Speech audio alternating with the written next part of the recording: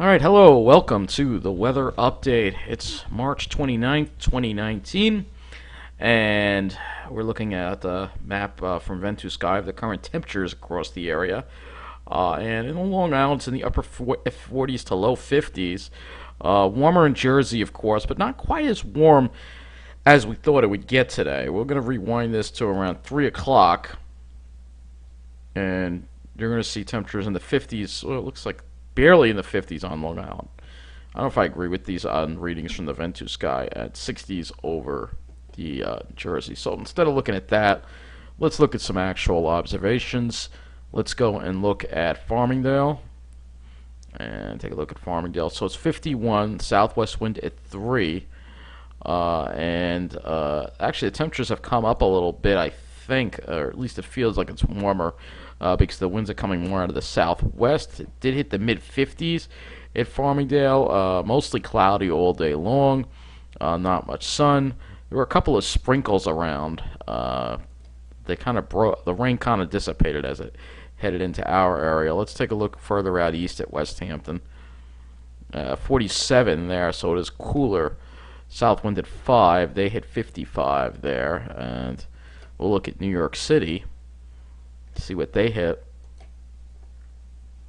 So it's much warmer in the city, 58 degrees, the west wind at 6, and hit 59 in the city right there. We can actually look at wind to ground too. I'm going to actually go and look at wind to ground too after we look at this. Let's take a look at Toms River.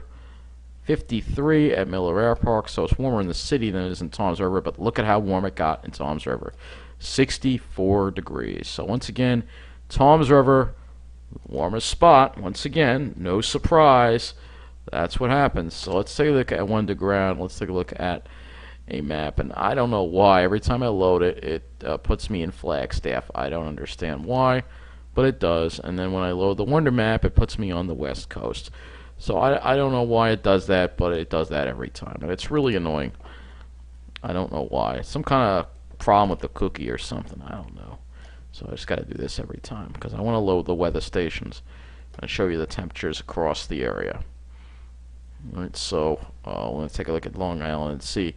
The temperatures are holding in the 50s with a light west wind, and this could bring us some warmer air tomorrow. And you could see much warmer in New Jersey here. Well, actually, not a huge difference anymore because the sun's not out. But if you want to have a cool sea breeze, you really got to be right on the South Shore. Otherwise, you're not getting one. So let's look at the models. We're going to start off first with our temperatures, see what's going on, what it looks like with the temperatures, and then we'll take a look at our precipitation chances. So temperatures. We'll be looking at the GFS, and to tomorrow you'll see it'll warm up a lot over Jersey. Probably going to hit 70 there. Didn't hit it today because of all the clouds, but I think there might be a little less clouds tomorrow. If the sun comes out, it should get into the 70s there. For Long Island, it will be in the probably upper 50s and low 60s, depending on where you are on Long Island.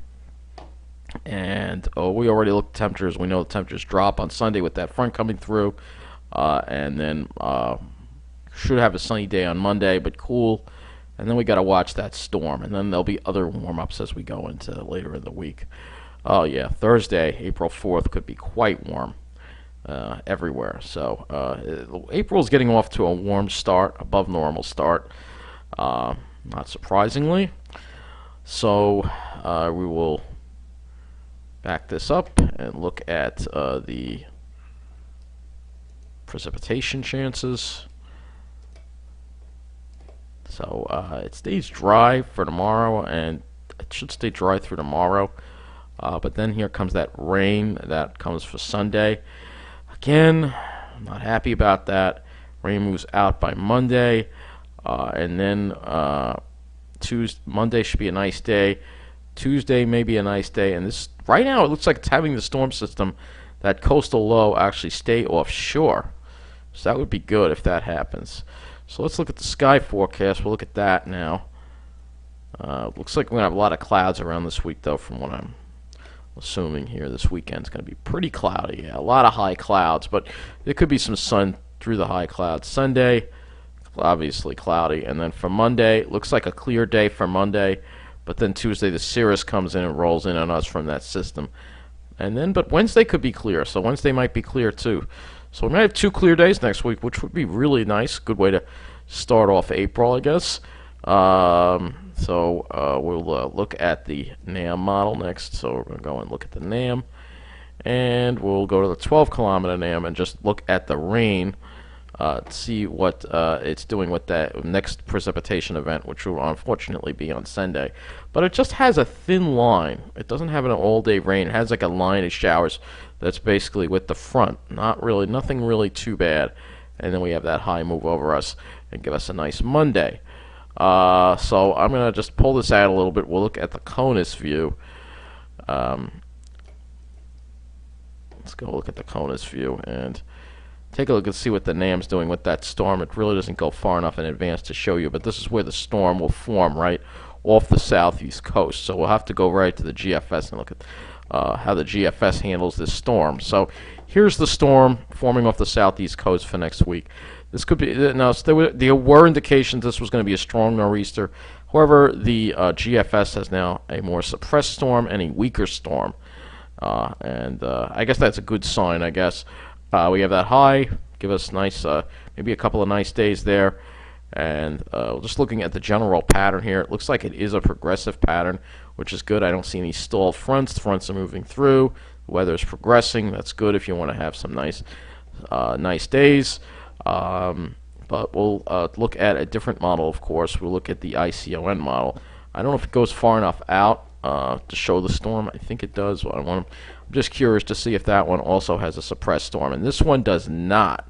So the ICON still has a very strong storm developing off the southeast coast and having it brush our area, but then having it track offshore. So the ICON still has that intense storm. But let's look and see what the Canadian has, because that's probably the next major weather event that we have to watch in our area as far as storms go. Let's look at the Canadian model, and let's see. Now the Canadian model usually likes to spin things up pretty quickly, and it does intensify it, but again, that's an offshore track. So again, it tracks offshore. So that model also tracks it offshore. So let's look at the Euro. That'll be the last model we're going to look at and see if that one tracks it up the coast. And that one sort of tracks it offshore too. So they all track this storm offshore. The GFS is more suppressed and weaker. The Euro and the ICON and the Canadian have stronger storms. So we'll have to keep our eye on it. But right now, the main story is going to be the warmth this weekend. So let's just see how the Ventu sky has tomorrow look like, because it has a little bit of a higher resolution, and then we're going to wrap things up. So I think there's going to be a large variation in temperature. So this is what it's going to look like around 3 o'clock in the afternoon as far as temperatures go. Long Island will be in the 50s, probably more towards 60 or 62 on the North Shore, and on the South Shore it'll be more like around 50. So you want to be on the South Shore, get that sea breeze.